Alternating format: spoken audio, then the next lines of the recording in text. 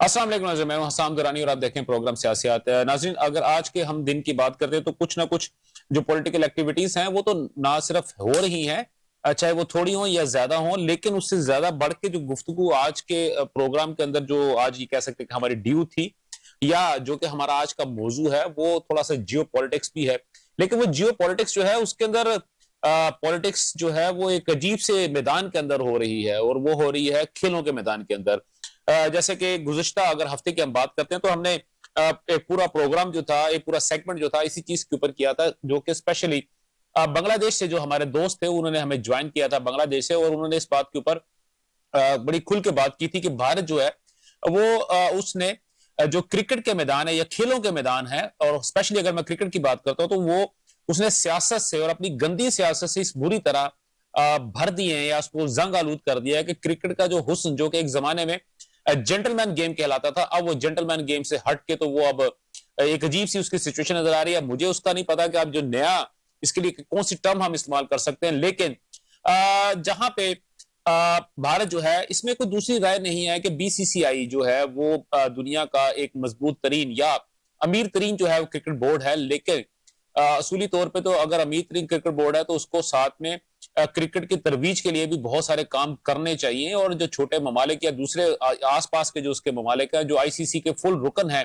और उसके अलावा जो जिस भी रीजन के अंदर वो मौजूद है उसके रीजन के जितने भी अरकान हैं क्रिकेट खेलने वाले उनको साथ लेके चले। लेकिन एक बदमाशी या घमंड का जो एक उसने अपना इजहार करना शुरू कर दिया, जिसकी वजह से इस रीजन के अंदर बाकी ममालिक, चाहे वो अफगानिस्तान हो, चाहे पाकिस्तान हो, चाहे बांग्लादेश हो या श्रीलंका हो, अब वहां पे तो क्रिकेट उसने पूरे अपने तौर पे बिल्कुल तबाह बर्बाद करके रख दी, या उसने कोशिश ये की कि वहां पे क्रिकेट तबाह हो जाए, वहां पे इंटरनेशनल क्रिकेट का इनकाद ना हो सके। तो वो तमाम तर पैसा और तमाम तर एक्टिविटीज जो है वो अपने ही मुल्क की जानब लेके जा रहा था। लेकिन अगर हम देखते तो पाकिस्तान की जानब से इस दफा, या ये आप ये कह सकते हैं कि मोहसिन नकवी साहब जो है उनकी जो जेर सदारत या उनके चेयरमैन जब से वो बने हैं, ये पहली दफा ऐसा हुआ है कि भारत को कुछ टक्कर मिलनी शुरू हुई है और उसका चीजें हमें नजर भी आ रही हैं।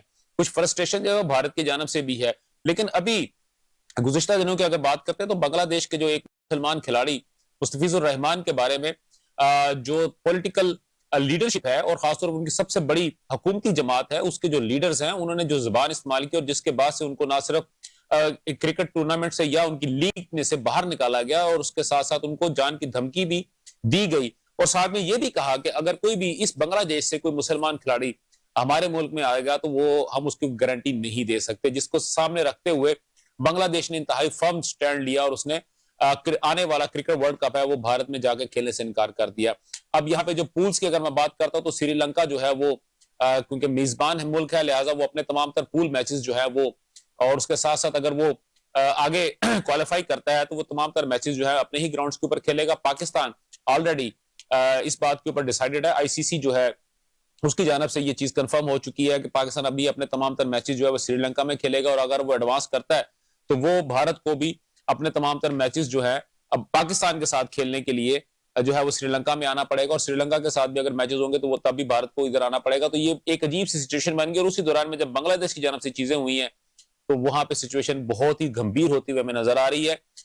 इसी दौरान में आईसीसी जो कि जिसको कि हम इंटरनेशनल क्रिकेट काउंसिल का नाम देते हैं, लेकिन अगर असूली तौर पे देखें तो आजकल जितने भी वो काम कर रहे हैं वो इंडियन क्रिकेट बोर्ड के तौर पे कर रहे हैं, और उनकी जानब से बांग्लादेश को साफ इनकार कर दिया गया। पहले तो इनकार कर दिया गया, लेकिन उसके बाद जब बांग्लादेश ने स्टैंड लिया तो फिर उनको कहा कि हम आपको फॉरफिट कर देंगे और उसके बाद हम आपको कोई चीजें आगे नहीं देंगे। लेकिन अभी सुनने में यह आ रहा है कि पाकिस्तान ने भी बांग्लादेश का साथ देना शुरू कर दिया। उन्होंने कहा कि अगर बांग्लादेश को नहीं उसकी डिमांड को माना जाता तो पाकिस्तान जो है वो भी वर्ल्ड कप से क्विट कर जाएगा।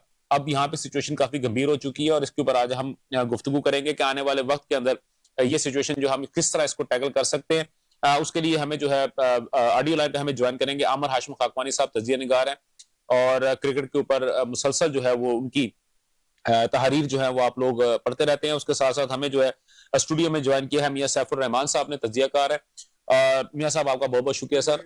ठीक है, उसके साथ साथ अली अशरफ रत्ता साहब है, इंटरनेशनल अफेयर्स को काफी गहरी निगाह रखते हैं, और इस वक्त जो सिचुएशन बनी हुई है उसके ऊपर यकीनी तौर पे जो पॉलिटिकल और जियो पॉलिटिकल इशूज है उसके ऊपर भी डिस्कस करेंगे। रत्ता साहब आपका भी बहुत बहुत शुक्रिया।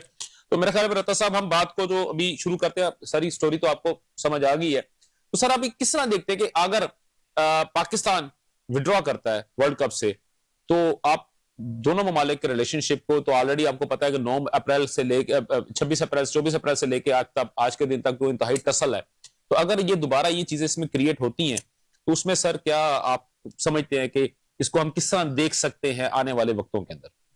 देखिए, पाकिस्तान ने पिछले चंद सालों में जब से जो हमारा पीएसएल है एज अ ब्रांड वो बड़ा हुआ है, और प्लस जो है पाकिस्तान की टीम भी जो है उसमें उसने अच्छा परफॉर्म भी किया है।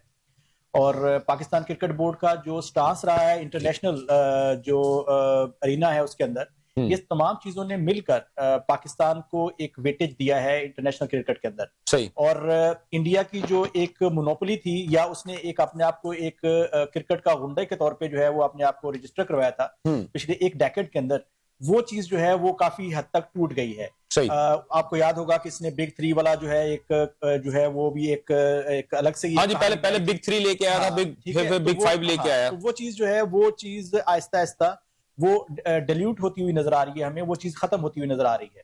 और इंडिया बेसिकली वो चाहता क्या था, क्योंकि आप देखें पाकिस्तान और इंडिया की जो क्रिकेट हिस्ट्री है जी। उसके अंदर पाकिस्तान ने हमेशा डोमिनेट किया है उसको। आप देखें कि पाकिस्तान स्टैटिस्टिक्स में अगर हम स्टैट्स जो हैं वो हमारे काफी बेटर है। हमारी जो क्रिकेट की हिस्ट्री है वो इंडिया से काफी बेटर है, नो डाउट। पिछले 10 साल के अंदर हमने इंडिया ने हमें जो है पास कर लिया है, वो हमसे बहुत आगे निकल गया। और उसकी बहुत सारी रीजन हो सकती हैं, लेकिन ओवरऑल अगर हम देखते हैं तो पाकिस्तान क्रिकेट हिस्ट्री जो है वो इंडियन क्रिकेट हिस्ट्री से बहुत बहुत ऊपर है। तो उस चीज को वो काउंटर करने के लिए क्या चाहता था कि वो पाकिस्तान को कम से कम मैचेस देना चाहता था, कि पाकिस्तान जितने कम मैच खेलेगा इंटरनेशनल टीमों के साथ या अपने डोमेस्टिक क्रिकेट जो है उसकी तबाह हो जाएगी।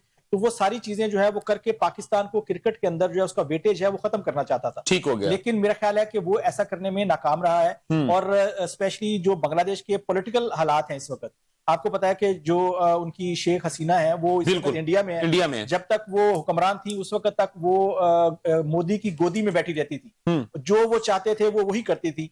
जैसे ही वहां पे गवर्नमेंट जो है वो चेंज हुई है, वहां के जो बोर्ड है क्रिकेट बोर्ड है सर, उसने भी स्टांस ठीक है। सर मैं एक इंट्रोड्यूस करवा दूं सर, हमें आमर हाशिम खाकवानी साहब ने सर हमें जो है अभी ज्वाइन कर लिया है। खाकवानी साहब, सर आपको मेरी आवाज आ रही है सर? जी आ रही है। जी। अच्छा खाकवानी साहब, अभी आपने ये तमाम तर गुफ्तगू सुनी है और मेरा जो था वो भी चीजें सर आपके सामने है, और इस वक्त जो सिचुएशन नजर आ रही है, और जिस तरह अली अशरफ रता साहब ने ये बात कही है कि एक हेजमनी जो वो क्रिएट करने की कोशिश कर रहा था, कि वो बड़ी बहुत बुरी तरह डेंट पड़ा है उसके अंदर। तो आप एक क्रिकेट के एक एनालिस्ट के तौर पे सर इन चीजों को किस नजर से देखते हैं कि ये जो इस वक्त सिचुएशन इस वक्त बनी हुई है, जो सूरत हाल बनी हुई है, ये सर आगे कहां तक जा सकती है? देखिए, ये जो कुछ भी हो रहा है, जिस तरह भी इन्होंने भी कहा, ये ठीक कहा कि ये बहुत ही अफसोसनाक है कि जिस तरह क्रिकेट को यानी खेल के बजाय एक पॉलिटिकल हवालों से देखने उसको एक पॉलिटिकल एजेंडे को मुसल्लत करने की, नाफिज करने की कोशिश करे। बल्कि आप देखें अंडर 19 क्रिकेट में, अंडर 19 में मैच में बांग्लादेश के कप्तान ने और इंडिया के कप्तान ने, इंडियन ने अंडर 19 की सतह पर भी कप्तान से हाथ नहीं मिलाया, मुखालिफ कप्तान से, बांग्लादेश वालों से। तो एक बहुत ही अफसोसनाक सा रवैया है। और मेरा ख्याल है पहली दफा ही हमने तो पहली दफा देखा है आईसीसी में, ये कोई एसोसिएट टीम भी नहीं है, फुल मेंबर टीम है बांग्लादेश की। और जाहिर है काफी सीरीजें खेल चुकी है, वर्ल्ड कप खेल चुकी है। एक प्रॉपर टीम है, और उसको जिस तरह एक तहकीर अमेज और तजलील अमेज अंदाज रखा है इन्होंने, इंडियंस ने, वो बहुत ही अफसोसनाक है। पाकिस्तान का अलबत्ता स्पोर्ट ये एक पहली बार आया कि इतना स्ट्रांगली सपोर्ट कर रहे हैं। बल्कि कल तो ये खबर चली गई, खबर चलवाई गई है चली के इन्होंने मोहसिन नकवी साहब ने तमाम जो सरगर्मी है वो भी रोकने जी बिल्कुल। यानी पाकिस्तान इस पे सीरियसली सोच रहा है कि अगर बांग्लादेश को अगर बाहर निकालने की कोशिश की, क्योंकि आईसीसी की तरफ से ये, और आईसीसी में जो इस वक्त आईसीसी के सरबराह भी इंडियन है, तो वो जाहिर है उसका वो एक एडवांटेज ले रहे हैं। तो वो जब ये कहा गया कि बांग्लादेशी या किसी और टीम को शामिल कर लीजिएगा, तो ये तो खैर बिल्कुल ही बांग्लादेश को अकेला करने की, कॉर्नर करने की बात थी। तो पाकिस्तान ने बहुत स्ट्रांगली स्टैंड तो लिया है। लेकिन अब सवाल ही ये है कि क्या आईसीसी या खुद इंडियंस भी ये अफोर्ड कर सकते हैं कि पाकिस्तान ना खेले, क्योंकि पाकिस्तान इंडिया के ग्रुप में है। और आप जानते ही हैं कि इंडिया पाकिस्तान का मैच हमेशा एक ही ग्रुप में रखा जाता है, लेकिन एक मैच जरूर हो, मस्ट हो। और वो मैच वो हाई प्रोफाइल मैच होता है, और बहुत ज्यादा उससे जो राइट्स, टीवी राइट्स वगैरह में, और सबसे ज्यादा मैं ख्याल व्यूअरशिप उस मैच को मिलती है, पाक इंडिया मैच को। जी बिल्कुल सही। तो वो अगर वो पाकिस्तान नहीं जाता तो वो एक बड़ा धचका लगेगा, एक लॉस होगा बड़ा। तो बहरहाल अगर, लेकिन ये भी है कि पाकिस्तान भी क्या बांग्लादेश की हमायत में इसका वर्ल्ड कप से बाहर होना, वर्ल्ड कप ना खेलना अफोर्ड कर पाएगा? या मेरा ख्याल है अब अगर इन्होंने इस तरह इतना स्ट्रांगली किया है तो इनको श्रीलंकन बोर्ड से भी, श्रीलंका खैर मेजबान है, वो तो अब उसके लिए मुश्किल मुमकिन नहीं है कि वो शामिल ना हो, लेकिन कम अज कम इनको एक फिर लॉबी करने की जरूरत है। इंग्लैंड की, ऑस्ट्रेलिया की, न्यूजीलैंड की, साउथ अफ्रीका की, खासतौर पे वेस्ट इंडीज के साथ बात हो सकती है, जिम्बाब्वे के साथ बात हो सकती है, और इसलिए कि अभी पाकिस्तान ने जिम्बाब्वे के साथ, उनके साथ एक सह मुल्क की सीरीज भी खेली थी।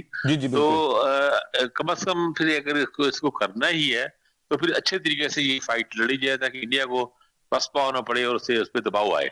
ठीक हो गया सर, आपका एक इंपॉर्टेंट पोजीशन है। जी बिल्कुल बिल्कुल आपका पॉइंट आ गया। रता साहब, जैसा भी इन्होंने बात कही है, इन्होंने कहा कि पाकिस्तान को बाकायदा तौर पर एक लॉबिंग करनी चाहिए जिसके अंदर इंग्लैंड को, ऑस्ट्रेलिया को, साउथ अफ्रीका को, जो इससे दूसरे ममालिक हैं, उनको अपने साथ, यानी कि उनके साथ थोड़ा सा बैकडोर चैनल कह लें या उनके साथ डिस्कशन करनी चाहिए। इसमें सर अगर इसमें देखते हैं तो पाकिस्तान के जो पाकिस्तानी बोर्न प्लेयर्स जो थे, जैसे अगर मैं अमेरिका की बात करता हूं, अमेरिकन जो प्लेयर्स हैं वो पाकिस्तानी बोर्न प्लेयर्स है, यूएई के प्लेयर हैं, कतर के प्लेयर हैं, पाकिस्तानी बोर्न प्लेयर हैं, इंग्लैंड के बहुत सारे प्लेयर जो है पाकिस्तानी बोर्न प्लेयर है, इवन जिम्बाब्वे का जो कैप्टन है वो पाकिस्तान के बोर्न प्लेयर हैं। तो इन्होंने अमेरिका के जो 8 से ज्यादा जो प्लेयर्स थे या उनके ऑफिशियल्स थे, उनको जो है इन्होंने वीजा देने से इनकार कर दिया, और उसके बाद जो सिचुएशन पैदा हुई है वो आपके सामने है।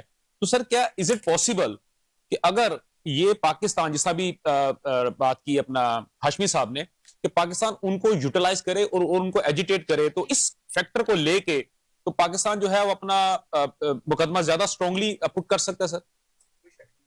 पाकिस्तान लॉबिंग करता है तो उसमें पाकिस्तान को फायदा तो होगा, लेकिन देखने की बात यह है कि पाकिस्तान के किस क्रिकेट बोर्ड के ऊपर इतना इन्फ्लुएंस है कि वो इनके कहने के ऊपर वो इस वर्ल्ड कप से जो है वो बाहर निकल जाए या इनके साथ खड़ा हो जाए। तो अगर तो हम बड़े क्रिकेट बोर्ड्स की बात करते हैं, इंग्लैंड की बात करते हैं, ऑस्ट्रेलिया की, न्यूजीलैंड की या साउथ अफ्रीका की, तो ये वो क्रिकेट बोर्ड्स हैं जो ऑलरेडी इंडिया के साथ बहुत ही अच्छी अलाइनमेंट के साथ है। बिल्कुल ऐसे है। इनका पाकिस्तान के साथ खड़े होना तो वो हमें जो है वो पॉसिबल नजर नहीं आता।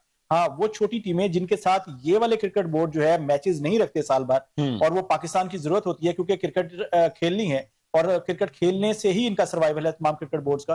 तो ये जो बाकी क्रिकेट बोर्ड्स बचते हैं, जैसे बांग्लादेश है, श्रीलंका है, या वेस्ट इंडीज का उन्होंने नाम लिया, जिम्बाब्वे है। हाँ, जिम्बाब्वे है। तो ये वो क्रिकेट बोर्ड हैं जहां पे पाकिस्तान इन्फ्लुएंस कर सकता है, क्योंकि पाकिस्तान इनके साथ सबसे ज्यादा क्रिकेट भी खेलता है, और यही वो चीज है जो उनको ये ऑफर कर सकते हैं। उनको सीरीज ऑफर कर सकते हैं, उनके अपने होम ग्राउंड्स पे ऑफर कर सकते हैं, उनको अपने यहाँ पे इन्वाइट किया जा सकता है। इस तरह की चीजें ऑफर करके उनको अपने साथ खड़ा तो किया जा सकता है। मगर जो सबसे बड़ी जो अफसोसनाक बात है कि इंडिया नो डाउट सबसे ज्यादा अमीर बोर्ड है, उसका जो रवैया है वो बहुत अफसोसनाक है खेल को लेके। खेल के अंदर जिस तरह से वो पॉलिटिक्स को लेके आया और पाकिस्तान को एलिमिनेट करने के लिए वो किस हद तक चला गया है कि उसने क्रिकेट के जो एक जो है वो जेंटलमैन का गेम था, उसकी उसने जो सेंस थी या उसकी रूह पूरी उसने डैमेज कर दी है, वो उसने डैमेज कर दी है। वो इसको एक वॉर की तरह जो है उसने इसको ट्रीट किया है, और आने वाले दिनों के अंदर ये चीज इंडिया के लिए बहुत ज्यादा परेशान कुन हो सकती है। आप देखें कि अभी तो हमें नजर आ रहा है कि वो जो है उसका आईपीएल बहुत बड़ा है, क्रिकेट बोर्ड के खिलाड़ियों को जो है वो एक बहुत बड़ी अट्रैक्शन नजर आती है उसके अंदर। लेकिन आपको पता है कि जैसे जैसे ये चीज बहुत ज्यादा जो है वो आपके अरूज पर जाएगी, वैसे वैसे जो है लोग उकता जाएंगे इससे। ठीक हो गया। क्रिकेट जो है उसका नुकसान होगा अल्टीमेटली। ठीक है, क्योंकि पाकिस्तान के होने से इवेंट के अंदर, जैसे उन्होंने कहा, पाकिस्तान इंडिया के जो है व्यूअरशिप होती है, तो मैं आपको गेट मनी भी बहुत ज्यादा होती है, और यकीनी तौर पे जो है वो राइट्स के ऊपर भी जो है जो मैचेस, जो पाकिस्तान इंडिया के मैचेस होते हैं, उनकी रेटिंग्स जो है बाकी तमाम इवेंट के जो मैचेस हैं उनसे ऑलमोस्ट डबल से 3 टाइम्स होती है। ठीक हो गया। ठीक है, पाकिस्तान एक बहुत बड़ी मार्केट है, इंडिया बहुत बड़ी मार्केट है। अगर आप टोटल दुनिया के व्यूअरशिप देखें और इन दो मुल्कों और बांग्लादेश और श्रीलंका की व्यूअरशिप को देखें तो ये सबसे बड़ी व्यूअरशिप है। बिल्कुल ठीक होगा। यहाँ से जो है सही है सर, आपका पॉइंट अपना हाशमी साहब जैसा भी इन्होंने बात की, रता साहब ने, ठीक है, बहुत अच्छी बात की है, बल्कि बिल्कुल ये फैक्ट है, इसके अंदर कोई दूसरी राय नहीं है कि पाकिस्तान और इंडिया जो है एक क्रिकेटिंग जो व्यूअर कंट्रीज का एक बहुत बड़ा हजूम है। यानी कि आप ये कहें 1 अरब 40 करोड़ एक साइड पर और 20-25 करोड़ एक साइड पे, अगर उस हिसाब से देखें तो ज्यादा ना सही कम से कम 1 अरब लोग जो है वो तो क्रिकेट मैच देख रहे होंगे ना इंडिया पाकिस्तान का। तो ये तमाम तर चीजों को देखते, लेकिन अगर इस दौरान में, जिस तरह आपसे पहले भी बात हो रही थी, पाकिस्तान बांग्लादेश के साथ मिलता है, जैसे पहले बात हुई है कि जय शाह जो है वो आईसीसी का तो नहीं है, वो बेसिकली इंडियन क्रिकेट बोर्ड ही है, इंटरनेशनल क्रिकेट काउंसिल तो नहीं है। तो वो अगर नहीं मानते तो क्या बांग्लादेश वहां से क्विट करेगा? बांग्लादेश क्विट करेगा तो पाकिस्तान भी क्विट कर देगा। जब पाकिस्तान क्विट करेगा तो ऑटोमेटिकली जो श्रीलंका है उसका भी कुछ ना कुछ असर होगा, क्योंकि एशियन क्रिकेट काउंसिल की अगर मैं बात करता हूं तो आपने देखा ही है कि जिस तरह से अभी जो अंडर 19 का जो वर्ल्ड कप, सॉरी ये जो एशिया कप हुआ, अंडर 19 का एशिया कप है, उसके अंदर भारत तो वहां पर कहीं पर मौजूद नहीं था, लेकिन श्रीलंका और बांग्लादेश के जो लोग थे वो जो थे वो बिल्कुल हमारे साथ साथ है। इवन बल्कि वहां पे अफगानिस्तान के लोग भी वहां पे मौजूद थे, उनके जो बोर्ड के जो मेंबर्स थे। तो भारत को लिए ये भी एक बहुत बड़ा तकलीफ दे बात थी कि अंडर 19 जो एशिया कप हुआ है उसके अंदर पाकिस्तान के साथ बांग्लादेश, श्रीलंका और अफगानिस्तान के लोग क्यों मौजूद हैं। तो सर अगर ये हो जाता है तो उसके बाद की सिचुएशन आप क्या देखते हैं सर? आने वाले दिनों के अंदर किस तरह पर चीजों को टैकल किया जा सकता है सर? देखिए, अभी ये जो बात कर रहे थे हमारे साथी हमारे जी कि ये दूसरे मुल्क इंग्लैंड और ऑस्ट्रेलिया वगैरह ये क्विट नहीं करें, क्विट की बात नहीं है। क्विट तो एक बहुत ही एक्सट्रीम एक कंडीशन है ना। मेरा नहीं ख्याल कि बांग्लादेश भी वर्ल्ड कप से क्विट करना चाहेगा, वो भी चाह रहा होगा कि उसे अकोमोडेट किया जाए। मेरा कहने का मकसद ये है, जब ये मामला बोर्ड जब एक इस पे होगा, जाहिर बात है जब इनका एक कंबाइंड जो बोर्ड ऑफ डायरेक्टर्स हैं या जो भी यहाँ पे फैसला होगा, डिस्कशन होगी, वहां पे ये उनको कम से कम एक बांग्लादेश का या बांग्लादेश की टीम का एक पॉइंट तो जेन्युइन है ना कि जब उनके एक क्रिकेटर को आईपीएल में बर्दाश्त नहीं किया गया और आईपीएल में भी थ्रेट्स की वजह से उसको हटाया गया। जी बिल्कुल, और उसके बाद भी वहाँ काफी ज्यादा रिएक्शन आ रहा है, वहां पे काफी ज्यादा इश्यूज आ रहे हैं। और बांग्लादेश, और हाल ये है कि एक अंडर 19 के लेवल पे जाके जो लड़के ही हैं, बच्चे ही हैं 17-18 साल के, जी जी बिल्कुल, वो भी एक दूसरे से हाथ नहीं मिला रहे और वहां पे टेंशन इतनी और इतना एक हेट स्पीचेस बहुत हो रही है। आप अगर इंडियन अखबारात को भी अगर सिर्फ उनकी क्लिपिंग इकट्ठी कर दी जाए तो बंगाल के लोगों और दूसरे लोगों ने, बीजेपी के रहनुमाओं लीडरों ने बहुत ही सख्त स्टेटमेंट्स दी है बांग्लादेशी टीम के खिलाफ। तो सिर्फ वही चीजें ही इकट्ठी करके इंग्लिश बोर्ड को, ऑस्ट्रेलियन बोर्ड को, न्यूजीलैंड और साउथ अफ्रीकन, ये चार जो गोरे ममालिक के खास तौर पे, उनको कम से कम ये तो कन्विंस किया जा सकता है ना कि भाई इनका बांग्लादेश का एक केस मजबूत केस है, एक जेन्युइन इतराज है उनका। तो मतलब ये यानी जब ये अगर वो कन्विंस हो जाए कि इतराज जेन्युइन है तो कम से कम फिर कोई दरमियाना रास्ता निकालना चाहिए ना। ये नहीं कि वो सारे बाइकाट करें, किसी को भी बाइकाट नहीं करना चाहिए, वर्ल्ड कप वो खराब नहीं होना चाहिए, लेकिन बांग्लादेश के या इश्यूज को कम से कम एड्रेस तो प्रॉपर किया जाए। इवन अगर वो इंडिया अगर वो जाए भी सही तो उनको एक ठोस किस्म की यकीन दहानी कराई जाए आईसीसी की तरफ से, और सिक्योरिटी के बड़े हाई लेवल के सिक्योरिटी मेजर्स की यकीन दहानी हो, यानी उनको एक पूरी तरह एक अकोमोडेट किया जाए। तो ये हो सकता है मेरा ख्याल है। लेकिन सर पाकिस्तान को सर मेरे करनी पड़ेगी। सर एक चीज में ऐड करना चाहूंगा सर, मैं एक चीज में ऐड करना चाहूंगा सर, जैसे अभी आपने बात की है कि वो सिक्योरिटी की उनको पूरी की पूरी मिलनी चाहिए, उनको अपना जमानत हो तब वो जाएं। लेकिन सर हमने तो माजी में अगर मैं बात करता हूं तो हमने देखा है कि इंडियन जो क्रिकेट के जो ग्राउंड हैं सर, उनको तमाशाइयों से खाली करवा के मैचेस को पूरा करवाया गया है। और अगर मैं बात करता हूं 1996 के वर्ल्ड कप की, अगर मैं बात करूं सेमीफाइनल की बात करता हूं, तो वो जो फॉरफिट किया गया था वहां से इंडिया को, तो वो भी तमाशाइयों की हुलड़बाजी की वजह से किया गया था। फिरोज शाह कोटला की विकेट को उखाड़ के बाहर फेंक दिया गया था कि हम यहाँ पे पाकिस्तान की टीम को खेलने नहीं देंगे।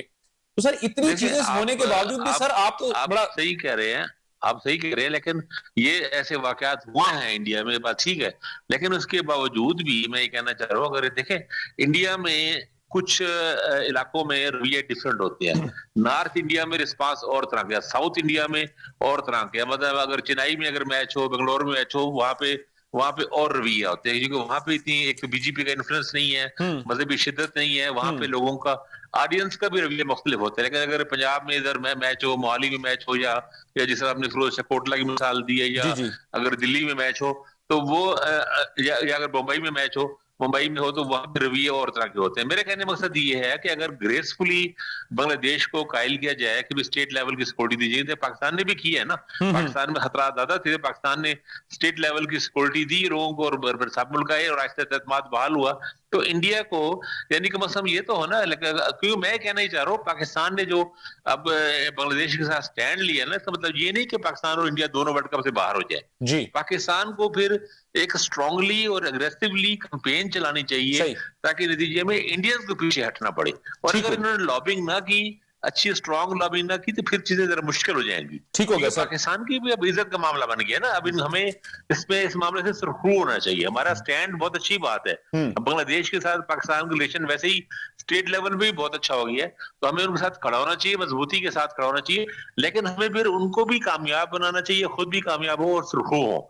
बिल्कुल ठीक है, हमें दोनों को ही बार कर दे तो वो एक और एम्बैरेसमेंट हो जाए। बिल्कुल सही हो सर, बिल्कुल ठीक हो गया, बिल्कुल ठीक हो गया सर। आपका बहुत बहुत शुक्रिया।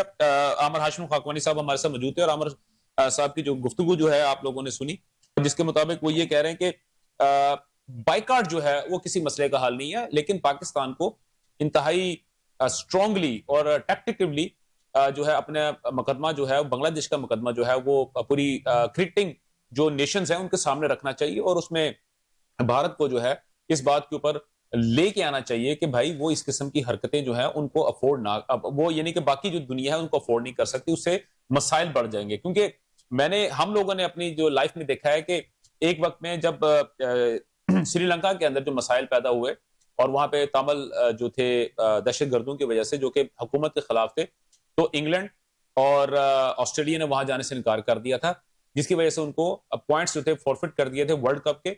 और फिर सेमीफाइनल जो था वो अब भारत में हुआ था, और भारत जो था जब वो हारने के करीब हुआ था, तमाशाइयों ने वहां पे आग भी लगा दी थी स्टेडियम के अंदर, और वो बोतलें मारनी शुरू कर दी थी, शीशे की बोतलें, जिस वजह से उनको वहां से वो भी निकल गए।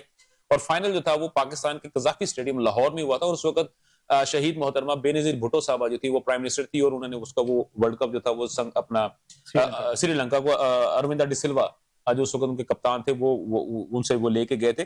तो अभी भी जो अगर देखते तो पाकिस्तान की जानब से ये बात कही जा रही है कि अगर बांग्लादेश को वहां पे मसाइल हैं और भारत जो है उनको सिक्योरिटी मुहैया नहीं कर सकता, तो पाकिस्तान के ग्राउंड्स जो हैं अब वो वर्ल्ड कप के मैचेस को कैरी करने के लिए यहाँ पे मौजूद है। और मोहसिन नकवी साहब ने तो ये बात बिल्कुल क्लियर कह दी, लेकिन अगर उसके बावजूद भी भारत नहीं मानता तो यकीनी तौर पे सेकंड ऑप्शन फिर यही होगा जो कि इस वक्त पाकिस्तान ने स्टैंड लिया हुआ। और रता साहब आप भी इस बात के ऊपर एग्री कर रहे हैं, हाशमी साहब भी एग्री कर रहे हैं, लेकिन फिर भी रता साहब अगर हम इसको देखते हैं तो जो इन्होंने जो बात कही है कि वो हमें किसी जो बाइकआउट है वो को हल नहीं है, तो आप इसको कैसे देखते हैं कि वो बात? देखिए बात उनकी बिल्कुल ठीक है कि बाइकआउट जो है उसका हल नहीं है, और मैं भी यही पॉइंट दे रहा था आपको जी कि वो बाइकआउट करना तो बहुत दूर की बात है, ये बोर्ड जो हैं ये साथ भी नहीं खड़े होंगे, क्योंकि उनका इंटरेस्ट इंडिया के साथ जुड़ा हुआ है। ठीक है, उनके जितने भी क्रिकेटर्स हैं, उनके अपने जो खिलाड़ी हैं वो सारे आईपीएल खेलते हैं। बिल्कुल। और डेफिनेटली हर बोर्ड की ख्वाहिश होती है कि उनके मैक्सिमम खिलाड़ी जो हैं वो इस तरह से जाके जो है वो कमाएं और वो खुशहाल हों, और डेफिनेटली उनकी परफॉर्मेंस और उस पे भी उसका इम्पैक्ट जाता है, और वो डेफिनेटली एक समझ ले पॉलिश हो जाते हैं। बिल्कुल ठीक, बिल्कुल सही। अच्छा, ये चीज तो है, लेकिन दूसरी चीज ये देखें कि जो अभी जो बांग्लादेश वाला मामला है, बांग्लादेश को उन्होंने 30 जन तक जो है टाइम दिया है कि आप सोच के हमें बता दें, नहीं तो हम आपको रिप्लेस करेंगे। और जो बांग्लादेश क्रिकेट बोर्ड की तरफ से उनको इमीडिएट रिस्पॉन्स गया है उसके ऊपर, वो ये है कि आप 30 को छोड़िए, आप आज ही हम आपको रिस्पॉन्स दे रहे हैं, हम नहीं आएंगे।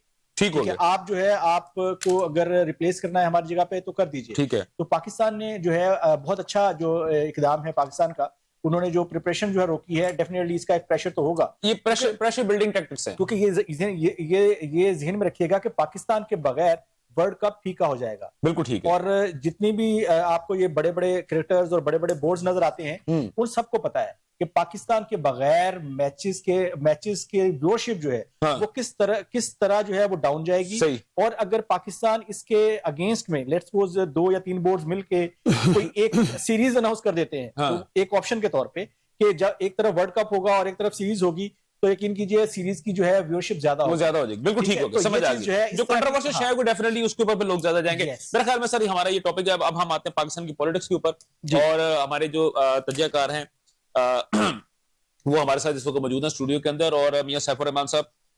सर पाकिस्तान की जो इस वक्त सिचुएशन की अगर मैं बात करता हूं, तो पाकिस्तान की पॉलिटिक्स को सर आप किस नजर से देख रहे हैं? आजकल जो इस वक्त पाकिस्तान की पॉलिटिक्स जो है वो, मौसम तो बड़ा ठंडा है, पॉलिटिक्स भी थोड़ी ठंडी ठंडी हुई है कि कोई गर्मी शर्मी चल रही है सर कहीं पे? नहीं, ज़ेरे ज़मीन तो बहुत कुछ चल रहा होता है। अच्छा, ट्रेंड्स तो हमेशा पॉलिटिक्स में चलते रहते हैं। हाँ।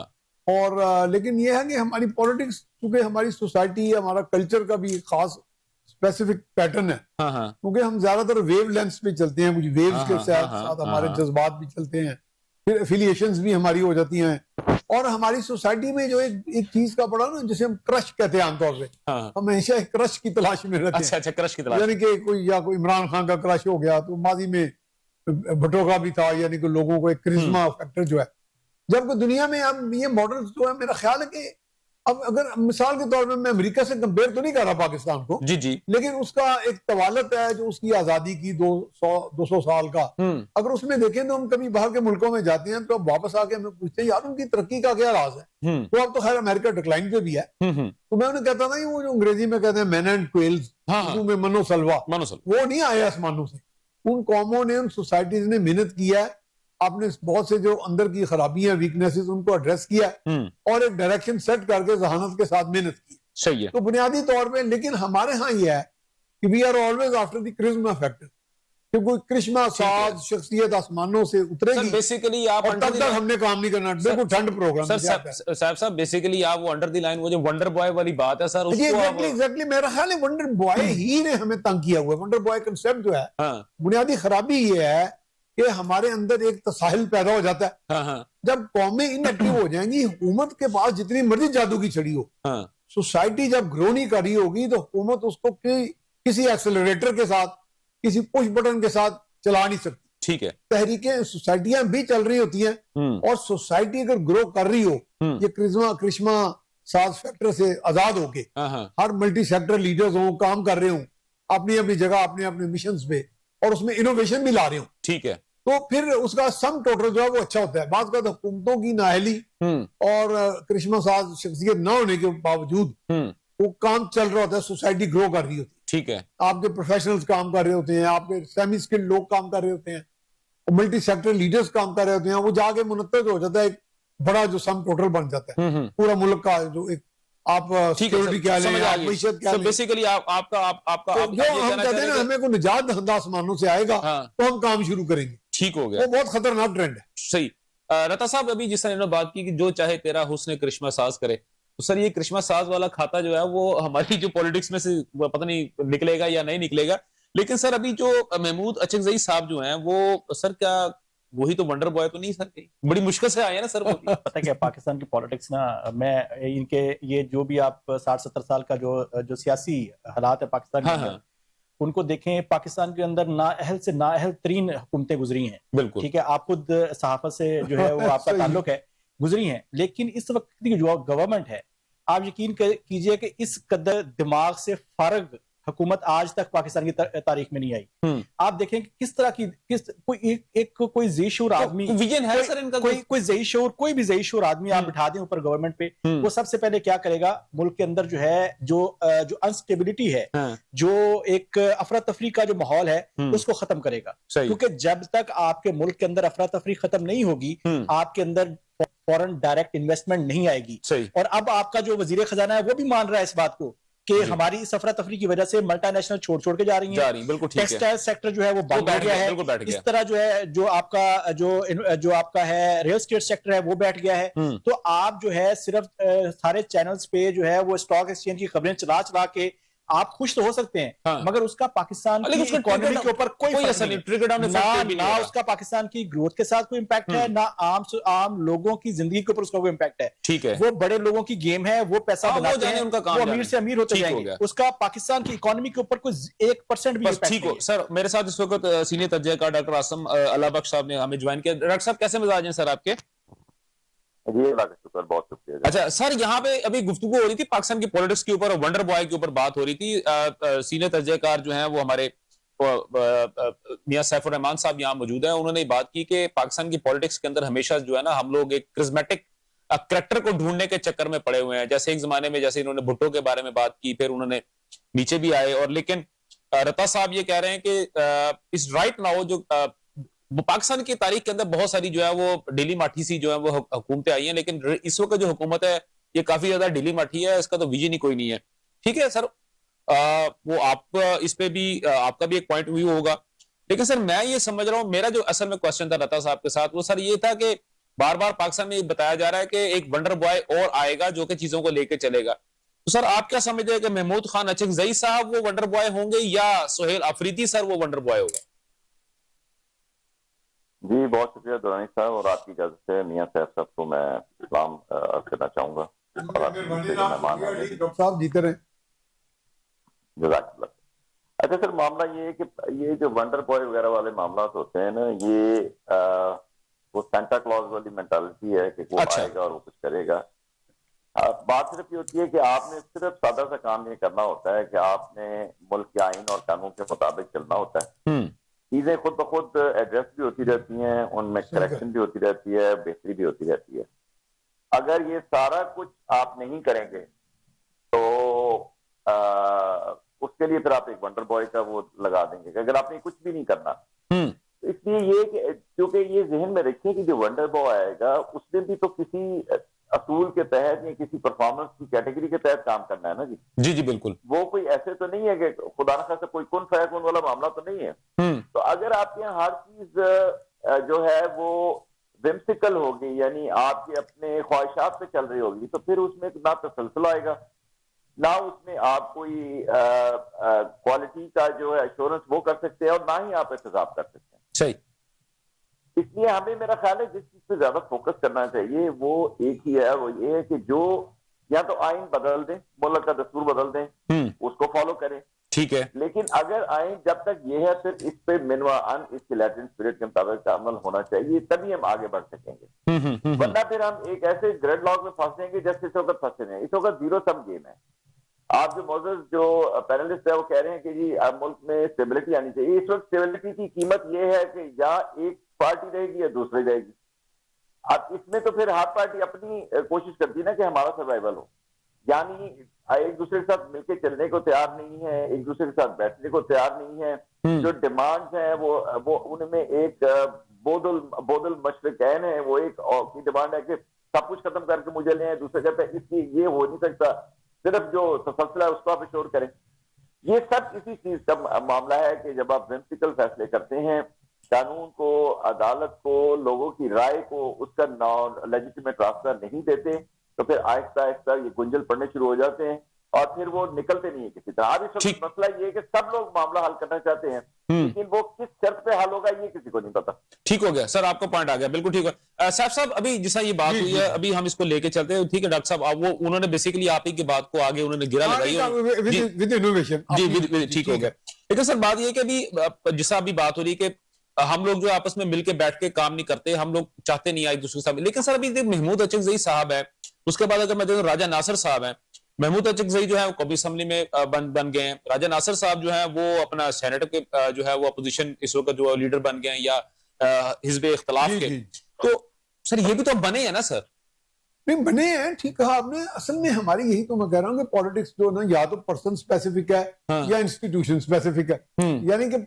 यानी कोई भी शख्स अपने आप को इक्तदार में लाने के लिए और इक्तदार को तवालत देने के लिए वो कोई भी कीमत अदा करने को तैयार है, भले वो उसकी अपनी इज्जत की, वकार की भी कीमत हो। जाके वो पार्लीज भी कर लेते हैं, कहीं निगोशिएशंस भी कर लेते हैं, कहीं समझौते भी कर लेते हैं। और इस तरह तो देखें, ये तो वही बात आपने पूछ ली मुझे जो मैं लोगों से पूछता रहा कि भाई पाकिस्तान के ये जो सारा स्टेलमेट है इसका हल क्या है। और मैं खुद भी उसका जवाब देता हूँ कि जी 4-5 प्राइम मिनिस्टर फांसी लगेंगे तो शायद स्टेलमेट हमारा निकल जाए। पुराने वाले के नए वाले? नहीं, नए वाले भी उसमें ज्यादा शामिल है, कोई अच्छा। इनकी भी बचत नहीं है। कहने का मकसद है कि जहां पे जो जमूद है वो तो इस तरह नहीं टूटेगा ना। जमूद, एक बात बड़ी अच्छी आसम साहब ने कही, उस एक नुक्ते पे अगर बात कर लें, जी मैं कहता हूँ आइन का लफ्ज बहुत ज्यादा रिडंडेंट सा होता जा रहा है, बहुत ज्यादा बोला जा रहा है। नहीं, मैं उसी में आने लगा हूँ जी, आप करें। एक चीज में पूछना, वो ऐड करने लगे। आपने कहा 4-5 जो वजीर आजम है वो फांसी लगेंगे तो कुछ होगा।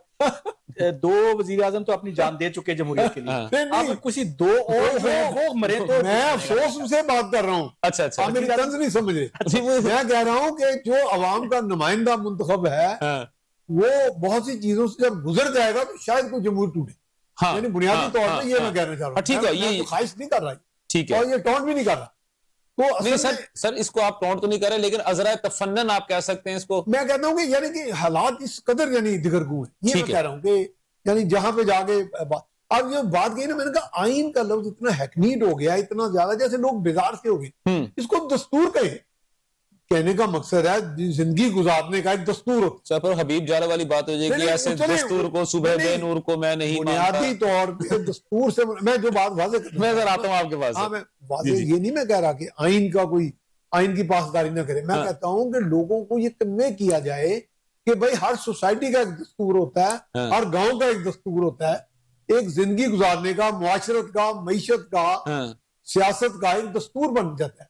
तो वाकई जब दस्तूर बन जाए या तो फिर वाकई दस्तूर ही तब्दील कर दिया। चले सर आप ये कह सकते हैं तो कि फिर आपके पास एक ढांचा मौजूद है, हाँ, उससे आप काम क्यों नहीं लेते? चले सर, जिस तरह आपने आम फहम अल्फाज में ये बात की, अगर इसी तरह मैं लेके चलूं तो सर ये राजा नासिर साहब और महमूद अचकजई साहब हैं, ये मछली पत्थर चाट के वापस आई है सर? मेरा तो ख्याल है कि ये कुछ ना कुछ तो है ऐसी कोई जिसकी राजदारी है जो कोई ना ठीक हो गया ऐसी बातें तो होती जी है। सर देखें मैं ना आपको 2-4 लाइनों के अंदर जो मेरा अब तक का रिसर्च है या जो भी इवैल्यूएशन है मैं आपके सामने रख देता हूं कि प्रॉब्लम कहां पे है और उसका सोल्यूशन क्या है। आप लिख लीजिए ये बात, जब भी ये आप करेंगे तब ही आप जो है वो कहीं पहुंचेंगे, अदरवाइज आप जो मर्जी करते रहे, 1+1 2 होगा, 0+0 0 रहेगा। ठीक है। अब 1+1 क्या है? 1 पहले आपको ये करना है कि आपको जो फॉरेन जितने भी आपकी जो इन्फ्लुएंस है उससे निकलना पड़ेगा, और उससे निकलने के लिए आपको इकोनॉमिकली इंडिपेंडेंट होना पड़ेगा। हाँ, और जेब में जब पैसे होंगे तो काम बनेगा। आप इकोनॉमिकली इंडिपेंडेंट होंगे, आप फॉरेन जो इन्फ्लुएंस है उससे निकलेंगे, फिर आप जो है डिसीजन मेकिंग की पोजीशन में आएंगे।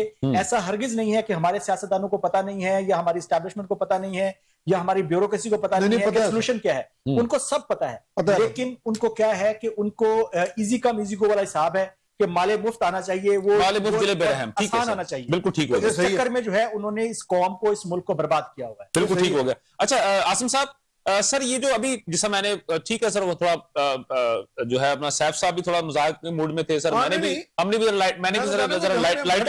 बिल्कुल सर लाइटली सी बात की है, लेकिन सर ये वाकई सर काफी संजीदा सी पॉइंट है सर। क्या अल्लामा नासिर साहब और महमूद अचकजई साहब, सर ये तो वही लोग हैं, मतलब कि एक ऐसी पार्टी के रिप्रेजेंटेटिव है जो कि कह रहे थे कि हम तो किसी दस्तूर को मानते नहीं है, सुबह बेनूर को भी नहीं मानते, और वो असेंबली तक छोड़ के जितनी भी कमेटीज हैं उनको छोड़ के वो चले गए, और जब वो अदालत के फैसले आए उसके बाद से अब उस दिन से लेके आज के दिन तक, जब तक ये नोटिफिकेशन नहीं हुआ राजा नासिर साहब का भी और अचकजई साहब का भी, तो सर एक ही इनकी जानब से मुद्दा जो बयान किया जाता था कि जी हमें नोटिफिकेशन जारी किया जाए, हमें जो ये सीट दी जाए। तो सर ये मुझे कुछ कंट्राडिक्शन समझ नहीं आई सर, इस पर सर थोड़ा सी रोशनी डाल सकते हैं सर? देखिए बात ये कि इसको हम ये भी देख सकते हैं कि शायद इसके पीछे एक कॉन्फिडेंस बिल्डिंग मेजर की बात हो, और कुछ ये बात होती है कि पार्टी जब खुद से यानी जो अपना एक स्टांस रहा होता है उस पर कॉम्प्रोमाइज नहीं करना चाहती है, ये दिखाना चाहती है कि न्यूटन नहीं ले रहे, तो वो किसी और के इस तरह हवाले कर देते हैं। बाद में अगर वो जो भी बातचीत ये करें और कोई रास्ता निकल आए बिलफर्ज, तो कहेंगे देखिए जी हमने तो उन पर एतबार किया, तब हमारी कोई पॉलिसी नहीं थी, लेकिन चूंकि उन पर एतबार किया और उनको हमने जिम्मेदारी दी तब उन्होंने कर लिया, तो हमें मानना ही पड़ेगा। ठीक है। तो ये इसको वो जिसे कहते हैं अंग्रेजी में let's keep our fingers crossed, क्योंकि इसके पीछे काफी यानी उससे ज्यादा है जो हमें नजर आ रहा है। ठीक और है। क्योंकि ये तो किसी सूरत इन पे अगर सीधी बात होती तो एस्टैब्लिशमेंट नहीं है, बाकी लोगों ने मानना नहीं था, लेकिन अगर ये आए हैं तो फिर इसका मतलब कि कुछ और भी बात इसके पीछे आएगी, और कुछ अगर ये मैयर हुआ है तो इसके जवाब में भी कुछ मैयर आएगा, और उसका हमें इंतजार करना चाहिए कि अगर ये बात ऐसे ही है तो फिर ये 2-4-5 दिन में खुल जाएगी बात कि उस तरफ से भी कोई बात होगी। और इसमें 8 फरवरी का जो इनका है ना जी सर, 8 फरवरी का जो फैक्टर है सर, 8 जी सर बिल्कुल एहतजाज जो करना है, जी एहतजाज का जो फैक्टर है सर, उस पे नजर रखें कि वो होगा या नहीं होगा, या उसकी कॉल विड्रॉ होगी या वो महज एक मुजाहरा होगा, क्योंकि उससे पता चलेगा कि ये बात आगे चली है। सर ये बहुत वैलिड पॉइंट है सर आपका। जी सैफ साहब, मेरा ख्याल है कि मुजाहिरा होगा और वो किसी हद तक अंडरस्टैंडिंग के साथ। ठीक है। ये देखे ना, चूंकि काम हो रहा है ना जिस पे, हाँ। बुनियादी तौर पे ये है कि अभी मेरे भाई ने कहा है कि confidence building measurement, confidence building measure भी है, और कॉन्फिडेंस बिल्डिंग मेजर में तो एश्योरेंसेस ली जाती है, हाँ हाँ यकीन दहानियां कराई जाती है कि जनाब हम आपकी तरफ हाथ बढ़ा रहे हैं लीनियंसी का, तो आप भी थोड़ा सा जरा हथौला रखो।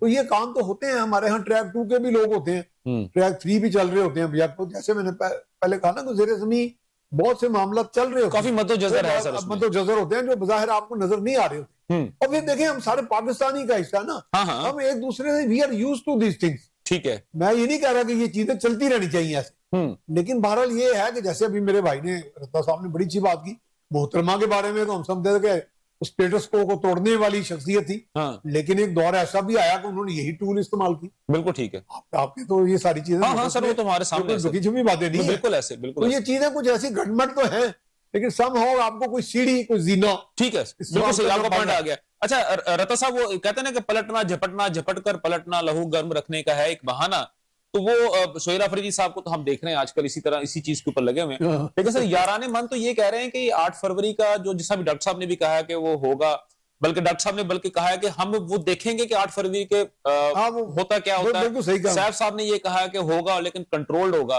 तो सर अगर कंट्रोल्ड हुआ तो क्या वाकई अपना सोहेल अफरीदी साहब रह जाएंगे? देखिए उसमें अनकंट्रोल नहीं होगा, कंट्रोल नहीं, मैं कह रहा। पिछले डेढ़ साल की जो है ना वो आप उसको देखें जरा, कि पाकिस्तान तहरीक इंसाफ जब भी कोई कॉल देती है तो आपको दूसरी साइड पे लीनियंसी नजर आना शुरू हो जाती है। अस्सलाम वालेकुम, आइए बैठिए, ये वाली चीज हमें नजर आती है। फिर जैसे ही वो पीछे मुड़ते हैं तो ये उनको कहते हैं अच्छा ताड़ी खैर नहीं, तो फिर वो उनको पकड़ लेते हैं, उनके ऊपर वो मुकदमात बना दिए जाते हैं कि जो सोसाइटी के लिए शर्मिंदगी का बायस होते हैं। लेकिन बहरहाल जो इस वक्त तक सोहेल अफरीदी की परफॉर्मेंस है पॉलिटिकली या एग्रेशन के साथ हम बात करता है, जो जिस तरह से वो बात करता है उसको देख लें, या उसकी जो सियासी समझबूझ या मीडिया हैंडलिंग या पॉलिटिकल अपोनेंट हैंडलिंग, वो चीज उसके अंदर मैच्योरिटी नजर आई है। मेरे ख्याल में ये पाकिस्तान की सियासत के लिए एक अच्छा पॉइंट, एक बहुत ही जबरदस्त समझ लें कि एक हवा का ठंडा झोंका है सोसाइटी के लिए, कि सियासत के अंदर इतने मैच्योर यंगस्टर्स मौजूद हैं जो हर लिहाज से बैलेंस्ड हैं। ठीक है, और जहां तक रहेगी उसकी बात कि ये स्ट्रीट मूवमेंट जो है वो कह रहे हैं जिसको, वो कामयाब होगी कि नहीं होगी। देखें ये जो मूवमेंट्स होती है ना, ये कामयाबी और नाकामी नहीं होती इसकी, ये एक कंटिन्यूस प्रोसेस है। ये कभी उतार होता है, कभी चढ़ाव होता है, और ये चलता रहता है। बिल्कुल ऐसे। हम ये देखना होगा कि उसका जो उतार है या चढ़ाव है वो उसका इंपैक्ट कितना होता है अपोनेंट के ऊपर। ठीक है, वो अगर अच्छा उनको मिल गया तो मेरा ख्याल है कि ये उनकी कामयाबी होगी। ठीक हो गया सर, आपका पॉइंट आ गया। डॉक्टर साहब ये जो अभी जैसा इन्होंने बात की है कि इन्होंने कहा है कि वो सोहेल अफरीदी जो है वो पॉलिटिकली स्ट्रगल बहुत अच्छा कर रहे हैं, और अगर मैं आम फहम अल्फाज में कहूं तो बयानिए की जंग सर बड़ी जबरदस्त लड़ रहे हैं। बाकी अवाम के मसाइल जो हैं इस वक्त वहां पे केपीके के हैं, हम उस पर अभी डिस्कस, मेरा ख्याल है कि हमारा वो मौजूद नहीं है आज का। तो लेकिन सर जिस मकसद के लिए अली अमीन गंडापुर साहब को लाया गया था, उस वक्त आपने भी और मैंने भी, हम दोनों ने भी प्रोग्राम भी किया और हमने बात की थी कि हार्डकोर फैक्टर को सामने लेके आने का मकसद क्या है, और वो बानी तहरीक की रहाई थी। अब सोहेल अफरीदी साहब आए सामने आए हैं, ठीक है सर, बहुत वो वाइब्रेंट हैं और पॉलिटिकली बहुत ज्यादा मूव भी कर रहे हैं, एजुटेशन को भी फ्रंट के ऊपर लेके आ रहे हैं। तो सर अगर क्या कल को, जिस भी आपने कहा कि पहले देखना पड़ेगा 8 फरवरी के इस एक इवेंट को, अगर उसमें सर वो चीज पूरी नहीं होती तो क्या सर आप सोहेल अफरीदी को उसी तरह जाते हुए देख रहे हैं जैसे अली अमीन गंडापुर साहब को घर से दफ्तर आने कहा गया कि आप दफ्तर ना ही आए तो ज्यादा बेहतर है? असल में खलील जिब्रान साहब जो हैं उनका ताल्लुक तो ज़ाहिर है हमारी सियासत से नहीं था, जी किसी पार्टी से, लेकिन उन्होंने भी एक बात की थी कि पिटी द नेशन, कि जो आने वाला आए उसके लिए दादो तहसीन के डोंगरे बरसाए जाए, जो जाए उसकी ऐसी तैसी फेर दी जाए। सही। ये सोहेल अफरीदी साहब पहले चीफ मिनिस्टर थोड़ा है जो केपीके में आए। जब खटक साहब थे, परवेज खटक साहब, तब भी हम ऐसी बातें सुनते थे। उसके बाद महमूद खान साहब आए, तब भी ऐसी बातें सुनते थे। फिर यानी सबकी तारीफें ऐसी होती थी कि ये बस ले जाएंगे सारा कुछ। और अब सोहेल अफरीदी आ गए, उनकी बात सुनते हैं। वो जो जाता गया उसका देखें, हम तो सोहेल अफरीदी को तब हीरो मानेंगे जब ये अपने ओहदे से हट जाएंगे, और फिर भी इनकी पार्टी वाले कहते रहेंगे कि नहीं वो जबरदस्त आदमी था। सही। क्योंकि ये तो हम देख रहे हैं कि जो आता है उसके साथ तो ये होते हैं, लेकिन जो जाता है उसकी तो ऐसी की तैसी फेर देते हैं। ये सर ये इनकी अपनी पार्टी वाले करते हैं ना सर ये इसमें ये भी तो देखें, इनकी अपनी पार्टी वाले अपने ऊपर इनकी अपनी मर्दम शनासी पे ये सवाल उठाता है कि क्या सोच के बंदे को लाते हैं, और फिर उसके बाद जिस तरह हमारा किदारा है ना जी, वो सबको लाता है बड़ा अच्छा ईमानदार और शराफत की सियासत और पता नहीं क्या क्या कह के, और जब भेजता है तो उन कहते हैं सब ये बेईमान है और लुटेरे हैं। तो अब देखिए फिर सिलेक्शन तो इन्हीं की थी ना, इसी तरह सिलेक्शन तो पीटीआई की होती है ना, तो फिर उसमें वजीर आला का तो कोई कसूर नहीं। वो चाहे परवेज खटक हो, चाहे महमूद खान हो, चाहे इन्हें किसने रोका था कि पहले कोई अच्छा बंदा लें। इस वजह से ये मेरा ख्याल है कि ये सुहेल आफरीदी साहब के लिए मैं नेक तमन्नाएं हमारी, लेकिन इनका असल पता चलेगा कि वाकई ठीक है या नहीं जब ये उतर जाएंगे इस ओहदे से। ठीक हो अभी गया, तक तो सब ठीक है। इसका मतलब है कि आप इनको अनकरीब उतरता हुआ देख रहे हैं सर? उतरना सब नहीं है जी, अब पक्की जो सच्ची बात है जी वो तो अल्लाह की है सर। हाँ ठीक, बिल्कुल ठीक हो। अच्छा सर, जो एक आखिरी जो सवाल है वो मैं, एक ही सवाल है वो मैं आप तीनों अहबाब से सब बारी बारी करूंगा। शुरू सर मैं आपसे करता हूं। राजा नासिर साहब ने जो अपना इब्तदाइया जो तकरीर की है सर, उन्होंने आज वेलकम तकरीर जब उनकी हुई है, उन्होंने कहा है कि सियासी बहरान के खात्मे का वाहिद हल इमरान खान की रहाई है। सर बहुत अच्छी बात है, लेकिन साथ में कौमे के बाद सर उन्होंने जो वर्ड इस्तेमाल किए हैं सर, उस पर मैं आपसे पॉइंट लेना चाहूंगा कि अल्लाह ने तमाम पैगंबर अदल के लिए भेजे। सर इसको थोड़ा काइंडली इंटरप्रेट कर दीजिएगा सर। सर असल में जो बात खुद पीछे की क्यादत ही ना कह सकती, वो सेक्रेटरी साहब और ये कह रहे हैं, जैसे सेक्रेटरी साहब ने भी कहा कि मैं इनके हाथ चूमने को तैयार हूं अगर ये हो जाए, इन्होंने भी कहा कि अपने हलफ की पासदारी करें तो सब ठीक हो जाएगा। तो बुनियादी तौर पे देखिए जो अलामा साहब ने बात की ना, वो उनका एक फिकी वो भी है, असूल भी है। उनका ख्याल है कि अदल जो है वो एक बहुत अहम इंपॉर्टेंट सिर्फ है जो अल्लाह ताला की भी है, और उसने पैगंबरों को भी उसके साथ जो है वो मबूस फरमाया। लेकिन मामला ये है कि आप इनकी वर्डिंग देखें, इनकी वर्डिंग में तमाम उस पीटीआई के बयानिए के साथ साथ एक दोस्ताना जो हाथ है वो भी आपको नजर आएगा, और उसको हमने देखना है कि उसको कोई थामता है या उसका कोई रेसिप्रोकेट होता है कि नहीं। लेकिन पहले स्टेप में इन दोनों का बन जाना ही एक बहुत बड़ा कॉन्फिडेंस बिल्डिंग मैयर है, और इसके पीछे और चीजें भी आएंगी। सही, बिल्कुल ठीक है जी। मेरा ज़ाती ख्याल है कि हमें एक बात का बड़ा करना चाहिए तज्जिया का, वो ये है कि हमारे यहाँ पॉलिटिक्स को जब हम जायजा लेते हैं, सियासत का, तो हम सिर्फ एस्टेब्लिशमेंट की आंख से देखते हैं कि उसी को पर्सपेक्टिव में हम स्पेसिफाई करते हैं कि जी ये किस तरह उनको लीनियंसी मिल रही है, किस तरह वो हाथ मिलाएंगे, क्या उनको गुंजाइश स्पेस दी जा रही है या किस तरह स्पेस ली जा रही है। जबकि मैं समझता हूं कि चूंकि सियासतदान एक मुअल्लम की मानद होते हैं, एक राहबर होते हैं, ट्रेंड सेटर्स होते हैं, असल में हम मुआशरती इकदार के पैमाने पे नहीं चीजों सियासत को परखते। तो मुआशरती इकदार के अंदर जो ना वो गदला गई हैं।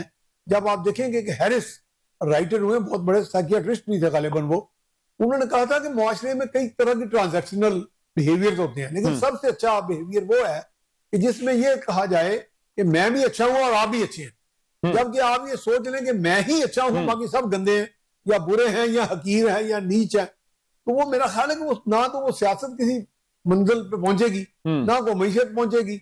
भले किस तरह का मर्जी को करिश्मा साथ नूरानी चेहरा ऊपर आ जाए, भले कोई बाहर आजाद गुलामी नोट वाला आ जाए, भले को गुलामी वाला आ जाए, क्योंकि जब तक मुआशरे को कोई अच्छी इकदार पे आप नहीं ढालेंगे तो वो एनर्जी आ ही नहीं सकती। आपकी सोसाइटी जब तक एनर्जाइज नहीं होगी, polity will not bear fruit. ठीक हो गया जी। अपना रता सवाई। अच्छा, बिल्कुल उन्होंने दुरुस्त कहा कि जब तक सोसाइटी परफॉर्म नहीं करेगी उस वक्त तक हमारा मुल्क, हमारी इकोनॉमी परफॉर्म नहीं करेगी, वो एनर्जाइज नहीं होगी। बिल्कुल दुरुस्त कहा उन्होंने। और वो सोसाइटी जो है वो जो मौलाना साहब ने, जो अलामा साहब ने जो बयान दिया है, वो उसके साथ जुड़ी हुई है।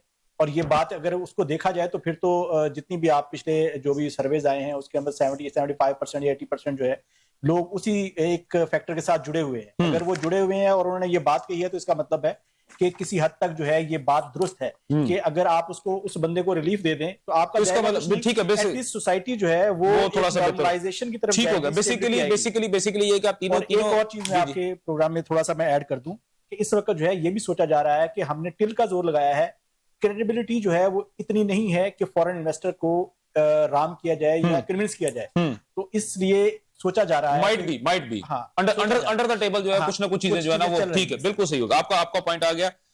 नाजरीन आपका बहुत बहुत शुक्रिया, आप तीनों अहबाब का। डॉक्टर साहब आपका बहुत बहुत शुक्रिया, सैफ साहब आपका बहुत शुक्रिया, रता साहब आपका बहुत बहुत शुक्रिया, आप जो है प्रोग्राम में आए। नाजरीन आपने तमाम तरह गुफ्तगू सुनी।